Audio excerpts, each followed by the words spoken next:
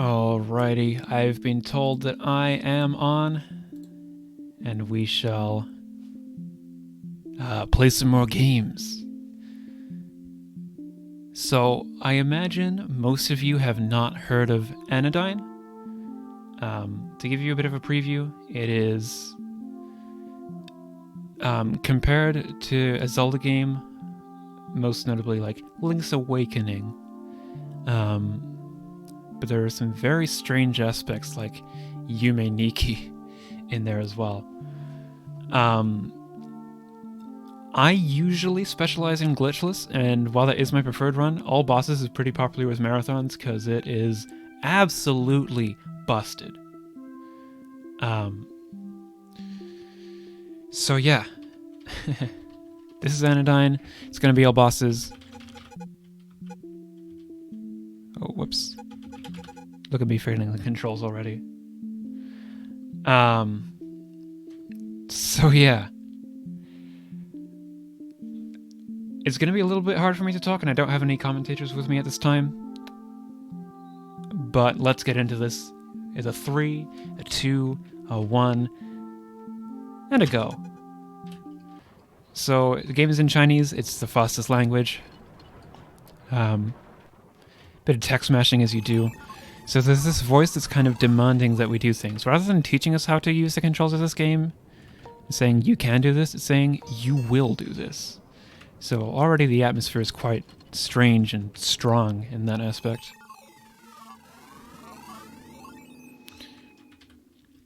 This is the sage, little guy who follows us around and tells us stuff. Tells us that our quest is to defeat the Briar. We're going to go into this portal, and then we're going to immediately return to entrance of this area to go up a screen. So our hero is going to explore these streets, and to the right, there's a chest, and in that chest he finds a broom. So yes, our weapon of choice in this is a broom, and we're going to take out these enemies here with this broom, while also trying to clean up the movement, if you will. I do love my puns. We're going to go up here, and someone's following us. Who the heck is that? Don't worry about this game having puzzles, it's really not too hard. I'm going to save at this checkpoint, and then Mitra's going to come and crash her bike. She can talk to us some more, but if I use less than 3 tiles to get out of that room, I can skip her text and keep the music playing. But here we go. 2, 3, 4, 5, 6. Alright, so wiggling like that, going back and forth on a screen transition 6 times, you can progress 1 tile. Then I'm going to go out of bounds and the screen's going to look really, really messed up. Going to walk 1 more screen to the left and re-enter, and we're in a new area.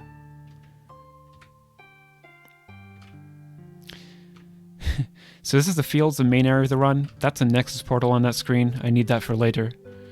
But now I'm going to do some more wiggling.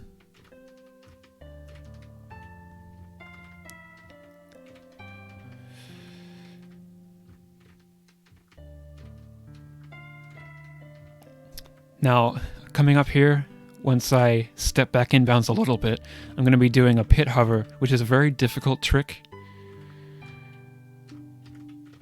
2, 3, 4, 5, 6, and an extra one. Hovering over those pits first try, easy stuff.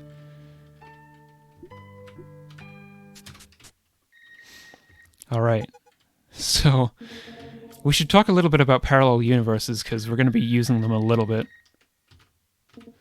But let me just wiggle here, because it's hard for me to talk about it at the same time. Alright, so this glitchy mess on the screen actually means that we've entered a parallel universe, because to the right and to the left and right of each world, you've got the same world duplicated, but the screen will just take random rectangles from the screen and like make them dance around in front of you. But I'm just walking across a bridge here that's in a parallel universe. And gonna walk up this water stream here. And now walk more to the left and get back in bounds.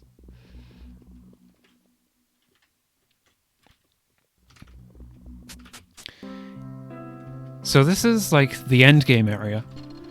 I actually love this game so much that I'm going to beat it twice, because this right here is the tile swapper, and before you beat the game, this is the only place you can use it. There's a puzzle that you need to solve with words and stuff around the room. I already know the answer. So this is a little bit boring, just waiting to the end for now. But once I beat the game, I can go back through and absolutely tear this world open with a tile swapper. And that'll be how we go around and see all the bosses. If this is difficult for you to look at, you don't need to. I'll tell you when you can look again.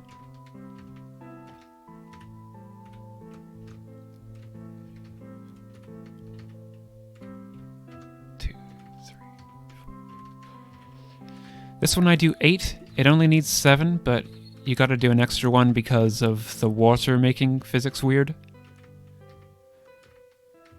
And since you need to end up on the left side there, I do an 8th one there as well.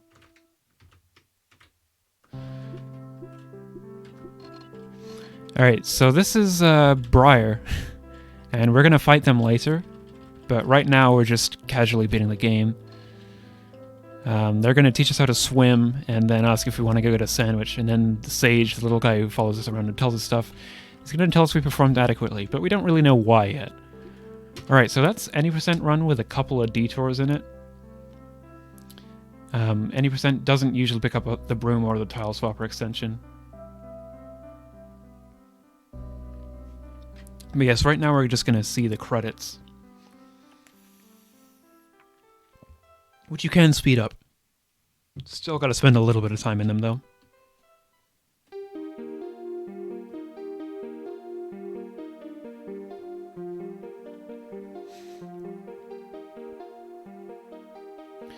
Originally, this game was mostly made by 2 people, Melos and Marina. And there's a fan remake, like, very heavily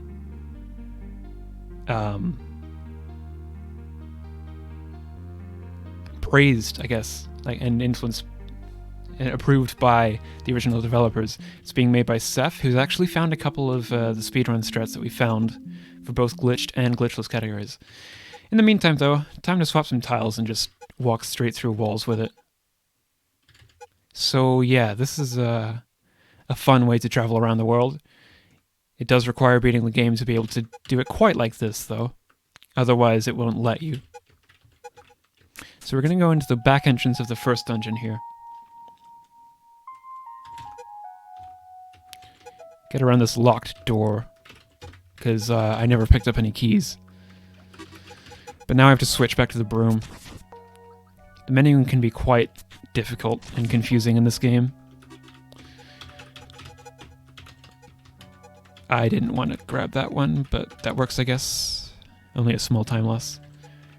Gonna go up here and enter the boss room from above on the next screen over. This is the first boss. He's the Seer, or the Seeing One.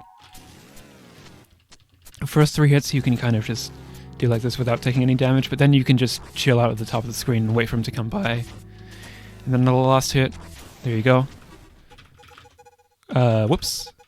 Swap back to the tile swapper. Now, I can, of course, leave the room as he's dying, but since you could walk back in and he'd have respawned if you do that, you do have to wait for this gate to open for it to count in this speedrun.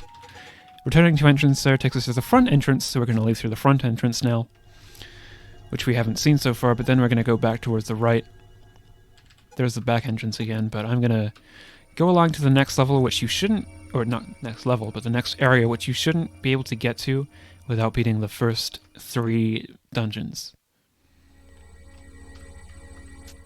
This is the suburbs. Very creepy area. That shadow figure there, 6 health, 6 HP damage. But thankfully that's all we have to do with the suburbs, because it's a bit creepy.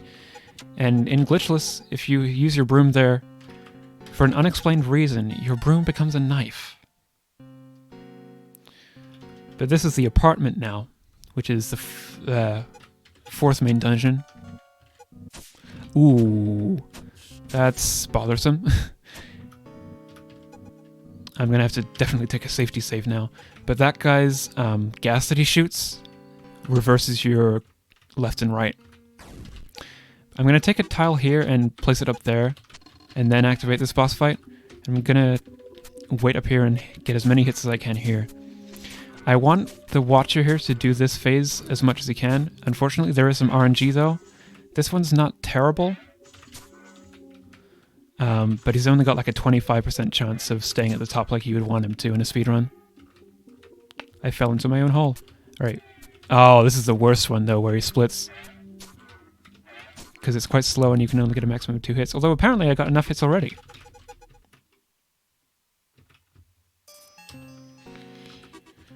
So I am behind now. But now, when you're not in a dungeon, you can return to the Nexus, which is this portal area. And I got the Fields portal area earlier by visiting the screen just briefly before I wiggled into the mountains and hovered over pits. But now what I'm going to do is walk from out of bounds into someone's house, because that's where it's positioned on the map, but then use... I'm very silly. I just got myself stuck in a wall, so I'm going to have to return to the Nexus now and do that all over again. Unfortunately. But yes, what I was doing with that house was, since it's placed differently on the map to where you would enter it, you can sort of just use this entrance warp to move further along on the map. Let's swap that tile this time so we won't get stuck. I am racing against my actual splits for this run, so the timer will probably go a little bit red in places. I think one more, right? Yep. This is the forest. Fortunately, not too much happening here in this one. Very chill area. I kind of wish this area had been utilized more in the game in general, but that's okay. We can use these bits of dust to walk on water, like a dust raft. And then we'll just go ahead to the cliffs.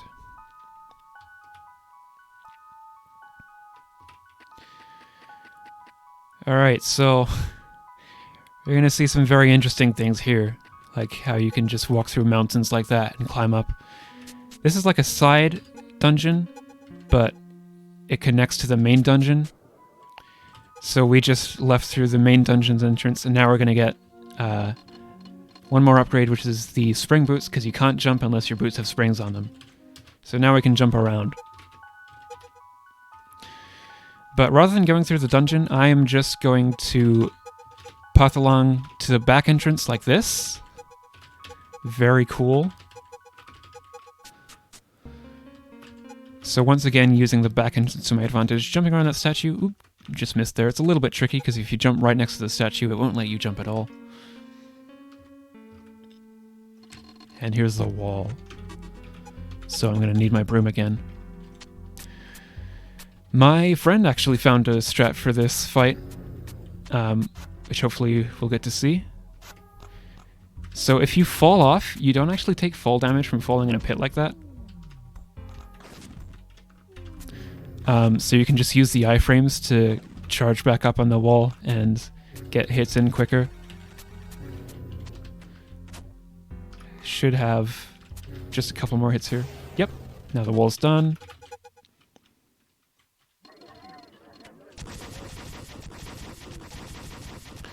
And I'm gonna leave through the left side. And this will take us into that side dungeon again. This is the extend cave, where you would get the extend room. It's not necessary to get this upgrade, but so far everyone's done it while they've been running.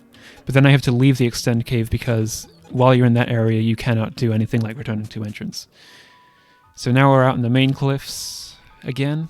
3 bosses down. There are 6 dungeons in this game, but there's also 2 end game bosses, so we're 3 out of 8 bosses down.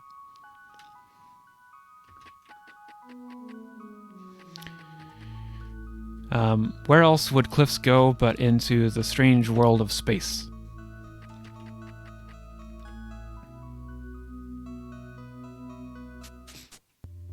I actually have to sneeze, so I hope I don't sneeze right into the mic. But yes, this takes us into space, and we're going to climb up to the top of space. Nothing much to do here in this run. But if we climb up to the top of space, we get on top of an apartment building. And we can get right into a hotel. This is one of the coolest areas, but again, in all bosses, we kind of just breeze past all the dungeons and go straight to the bosses.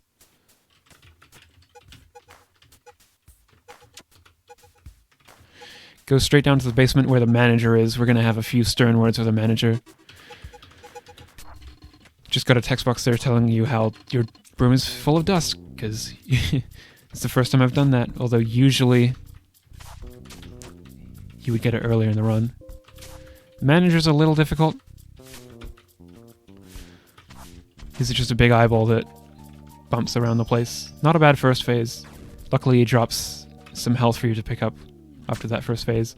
Then he's going to grow some legs. Ah, he went a little bit down there. Oh, hello. Not the quickest manager fight, but it'll do. It'll do for sure. Let's see. I'm going to save there just to refill my health. Whoops, that was silly. I jumped way too early and didn't go forwards.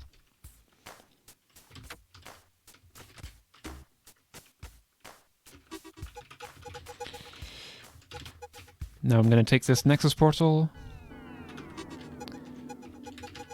Going to go to the entrance, and we're going to go back to this terminal area, which is like near the end game.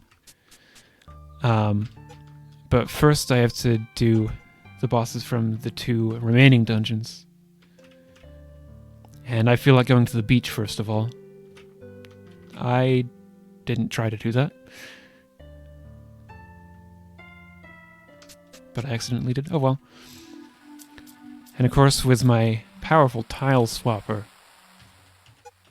I am just going to walk right through this mountain. And I'm going to walk through this solid water and straight into this whirlpool. That was not quite what I meant to do. I wanted to go into the whirlpool. And this takes us into the weird Red Sea depths.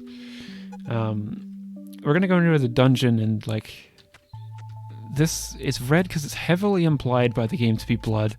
But the story in this game is, like, really open to interpretation. And so that's one of the things I really like about it.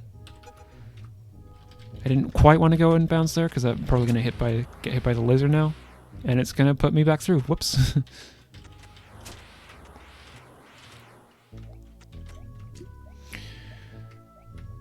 This dungeon usually has 5 entrances, and we only went through the main one there. I need a tile I can actually walk on. This is the Rogue, though. And Rogue is a little challenging. He's got these things like that he can throw up in the air. He's got tentacle attacks. He can cause a huge tidal wave, which is a huge problem. He can start moving around the room and, like, just ram straight into you. And he's dead. Alright, so I did a bit of a manipulation there, where you can just cause them to stay in one place. Nice and easy like that. Overall, most of the bosses are much harder than that, though, because you don't pick up any health upgrades in this run. But now we're going to go into this weird 8-bit cell, because it's Anodyne. Nightmare casually, with the tile swapper, it's a piece of cake. Even in glitches when you have to go through it, it just takes a little while and it's still a piece of cake. I've done a couple of instances where I've had to grab a tile from off-screen, which is a little tricky because you can't, like, tap backwards too much. Otherwise you'll go down a screen and you don't want that. But yeah, now I'm just walking out of bounds with these wonderful glitchy mess on the screen. And I'm going to hopefully walk back in bounds at the right moment. Should be one more. Down we go. And let's take a trip to the circus.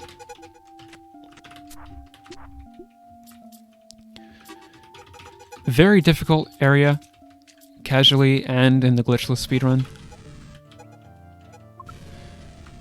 But of course, all bosses we can just speed right through.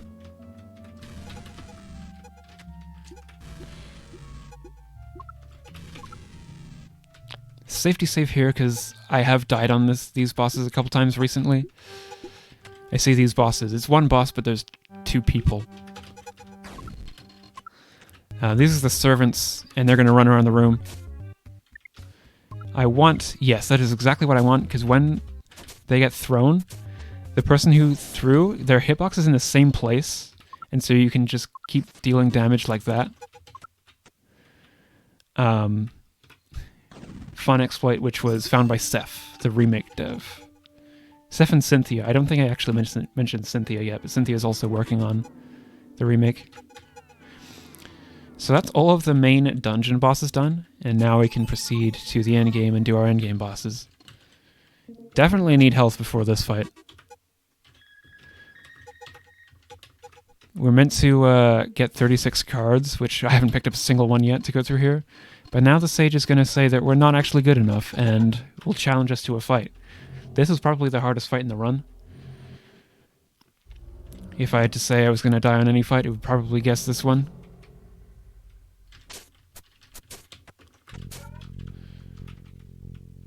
Luckily, there's no randomness until the final phase. So that's 2 out of 4 phases down.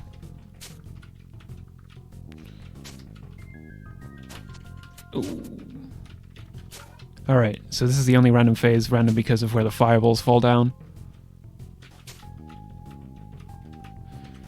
And I did it. No problem.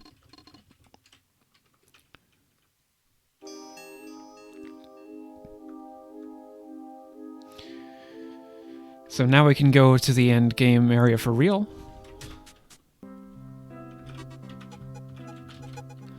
Need our tile swapper back out. Definitely want to safety save here. But to get to the final boss, we have to visit like the 2 final gauntlet areas, which, because we've already beaten the game once, we can just skip right past. We need to summon Briar with lava and water. And you're not supposed to do the lava one first, but because of the tile swapper already beating the game, we can do that, and that does skip a cutscene. Because I love my cutscene skips. Then Mitch is going to help us out. What the cutscene would do is the sage threatening to destroy Mitch's bike. And you would be given the dilemma of if you want to stand in the way or if you want to let the bike get destroyed. The bike actually has a name. She calls it Wares. But anyway, we're going to skip around that cutscene and go straight to the final boss like this. I have to be really careful I don't go up a screen there, because if I do, that's a soft lock. But we made it right to Briar. Briar says, "Things can't go on like this, young." So now we're going to fight. And it looks kind of like a bullet hell boss. So Briar takes 6 hits. There's going to be 3 fire damage to the water side, and then 3 water damage to the fire side hits. She'll do those attacks in any order though. But it looks like we're getting all 3 fireside hits straight away.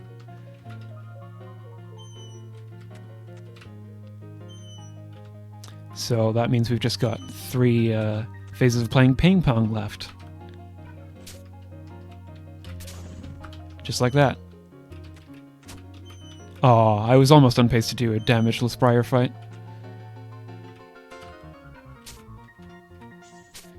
Ping pong.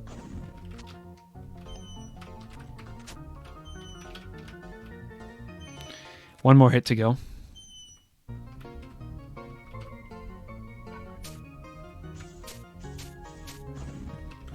That was really good. This might be a gold. It might be a gold, I'm not sure.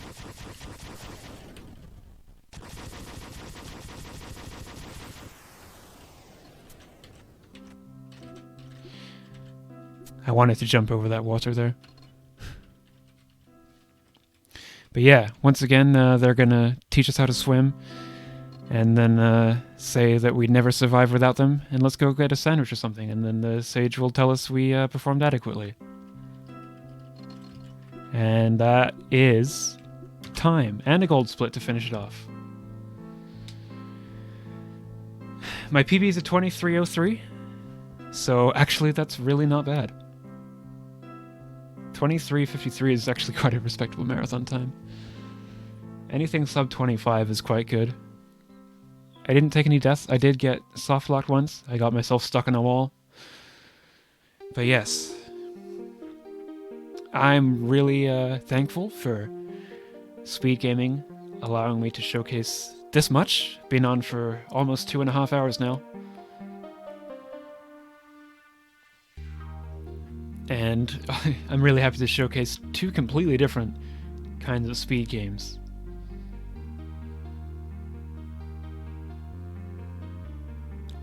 Yeah, so LEGO Star Wars is my favorite speed game of all time, on the DS specifically. I don't mess with the console versions. Anodyne, my second favorite. I do usually like glitchless, but All Boss is a great one to show off because it just makes no sense, and people love that. So I am actually going to be running Anodyne glitchless if you're interested for Winter Pride 2021. That's a Power Up with Pride event. And yeah, so if you're interested in that, do check that out. If you enjoyed what I was doing today, do give me a follow as well. Other than LEGO Star Wars, I also play a few other handheld LEGO games. And I also like to play Mario Kart Wii, just not quite at a speedrunner or professional level by any means. It's slightly more casual. But for now, that's the end of me.